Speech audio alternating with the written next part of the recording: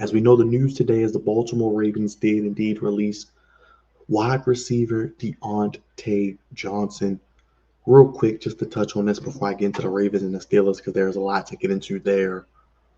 I kind of said it when they made the trade. It wasn't a move that moved the needle. It didn't send shockwaves through the NFL. It wasn't a move that was going to catch the eye of the national landscape of the NFL where people would pay attention and think this is a transcendental move. It was a depth piece. It was a luxury trade. You gave up nothing to get him. You looked at it as a potential to get a compensation pick, which we know the Ravens love as much as any other team in the NFL in 2025. Already have 11 picks. Don't know why they need more picks when all 11 guys are going to make the team. But we know how the Ravens love their draft picks. With that being said, he's cut. I said it would be a boom or bust. You can add this to the Charlie Villanueva's or any other failed Mike Wallace, I don't know, Jeremy Maclin, any other failed Ravens free agent, draft pick, trade, because this is probably the worst trade in Ravens history now. Anything you want to put into that ball of nothingness, throw it away. Men in Black, pull out your device and wipe it from your memory because you won't ever remember Diontae Johnson as a Raven, a fail. And honestly, like I said, it will be a boom or bust situation. It could go really well where he could bring in the talent that he possesses with his speed, with his ability to stretch the defense. Didn't do that. I said boom or bust because I thought learning a new offense midway through the season, not having rapport with the quarterback, having passed off the field issues. He's now known essentially as a cancer. Couldn't do it with the Steelers. You go to Carolina, you're their leading receiver. They ship you to Baltimore for nothing. It is what it is. The Ravens tried, it failed. This happens way more than people succeed when it comes to trades and signing and drafting players. Because if it was so easy, everyone would just be able to do it.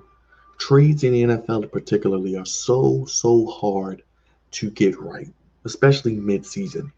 And it didn't move me when it happened. It hasn't moved me now. I don't really care. He wasn't doing anything anyway when he got on the field. He quit in the Eagles game. And you can't have a guy like that on your team. You can't have a guy like that on your locker room. You hear the term play like a Raven. He doesn't play like a Raven. He plays like a coward. He plays like a punk.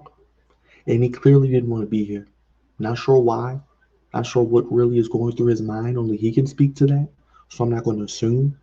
But his career in the NFL, I think it's done. I think it's done. I don't see why a team would pay him money to come play for them when they see he cannot even be ready to come in and play when guys go down with injury. When he's asked to come into the game, he gets upset. Like he's God's gift to wide receivers and he should be the guy coming in being the number one receiver. You're a part of the team. You're not the team. No one man, no one player is bigger than the name on the front. The name on the back is not bigger than the name on the front. I always say that. And a lot of NFL teams allow the name on the back to be bigger than the name on the front. The Ravens, the Steelers, certain teams do not allow that. The Chiefs, they don't allow that. And I'm glad the Ravens nipped this in the bud. They don't have to answer any more questions about him. He's released. He's in the past. They don't have to sugarcoat anything. They don't have to walk on eggshells. Get him up out the building, clean out his locker. You can't win with them. You can't coach him. And it just seems like Diontae Johnson is just never going to get right. Not even with football. He seems like another poor man's Antonio Brown.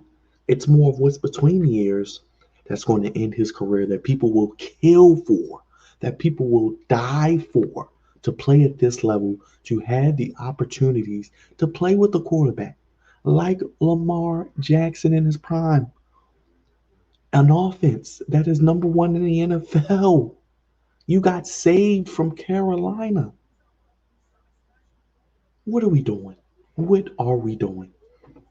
But let's get to the Ravens and Steelers. I'll clip that out and leave that for some other time. You can get that video on its own. I do want to clip that out, but Ravens cut Diontae Johnson.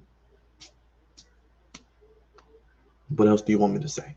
I mean, that's pretty much the whole gist of his situation.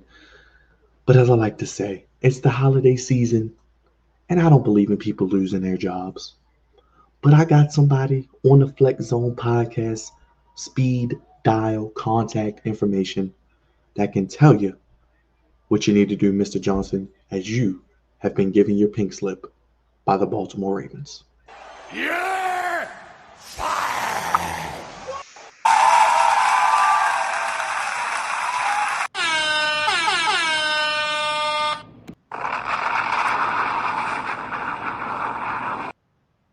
Let's get to the